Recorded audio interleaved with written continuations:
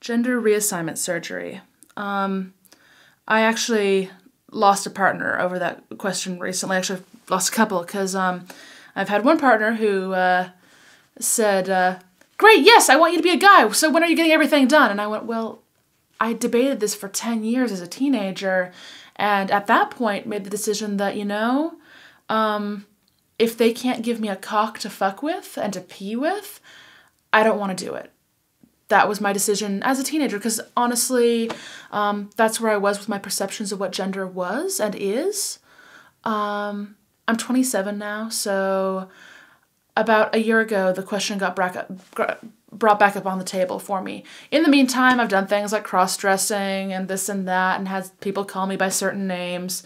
But it's getting harder and harder, because it's not... And it's really hard, too, because my primary identity, above gender, above race, above national affiliation, my primary, beyond sexuality, is as an artist.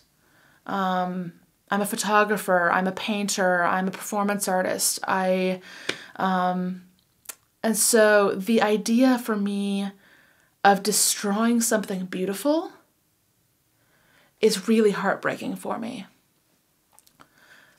But at the same time, when you look in the mirror and you end up having an emotional breakdown, and I'll dress up in absolute finery and go in my best drag and giant cleavage and high heels, and I'm putting everything on and I feel fabulous, and I turn around the corner and the first thing out of somebody's mouth is, wow, great tits, and I break down crying, that's really hard for me.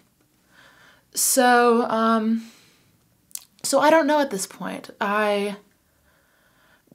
I've gotten to a point in my perceptions of what is gender that I don't think I need a biological cock to consider myself male.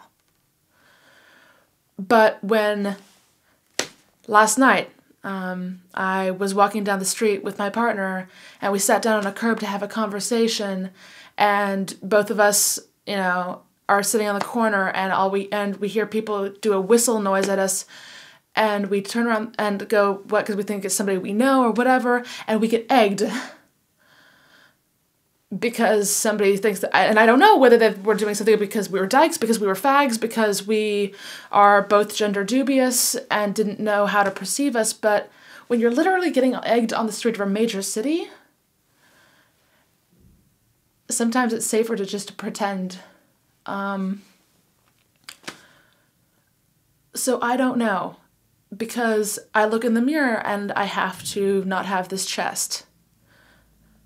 And it's funny because people ask me all the time, well, were you ever abused? Is this something about, well, you were told that your chest was bad? No, it's nothing like that. I joke with people that maybe I'm a masochist because daddy didn't hit me. But it's about authenticity. And it's really hard when people say, it's like I meet male to female transsexuals who end up then getting involved with women. And people go, but that doesn't make any sense. Why would you want to do that? You had all the right equipment before. How could you want to now go and be a dyke? That doesn't make any sense. But it's about them being true to what's inside. At the end of the day, I am femme. I love corsets. I love high heels. Ever since I was a little kid, I was that little baby drag queen. I love costumes. But when we're talking about, especially American psychological standards, when you're looking for gender reassignment surgery, they're looking for people who have always felt like they should have been more masculine. No, I don't want to be more masculine. It's not about that. I'm a poof, and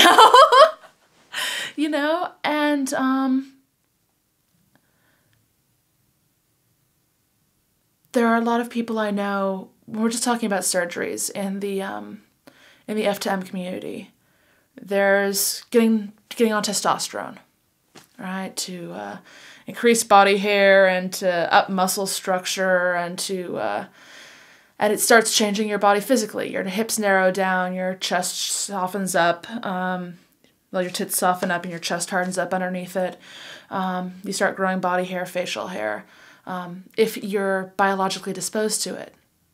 But I have friends who are trans who are Native American or who are Southern Spanish and aren't going to grow body hair.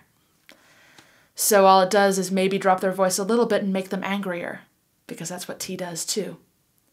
So you get testosterone. You've got chest surgeries, which are everything from people just having their chest lopped off and they don't have their nipples anymore, to pocket-style surgery where they retain the nipples and get rid of everything, but you have giant scars.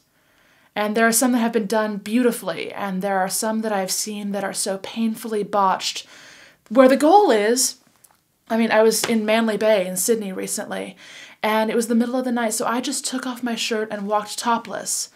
And for guys out there, for men who were raised as men, you don't get how big of a thing that is to just be able to take off your shirt when it's hot.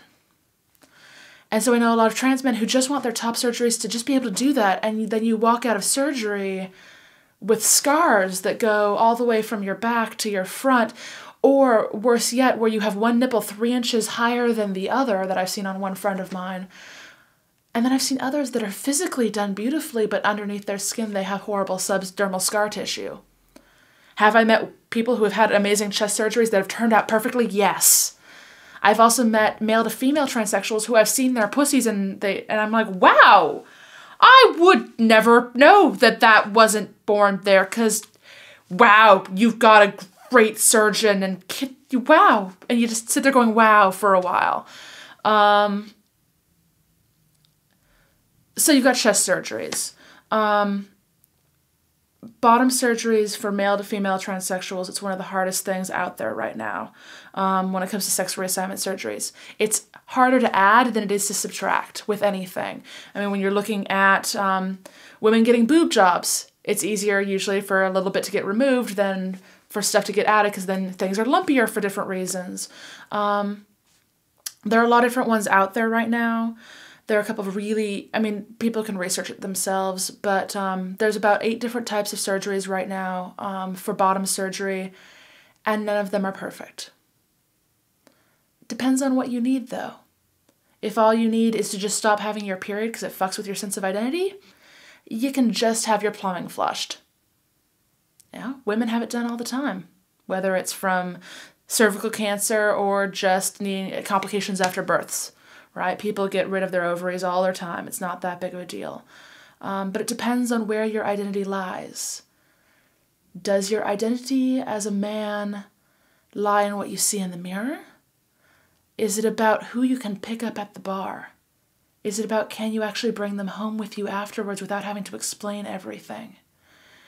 It's also about where your preferences are sexually. Is it about...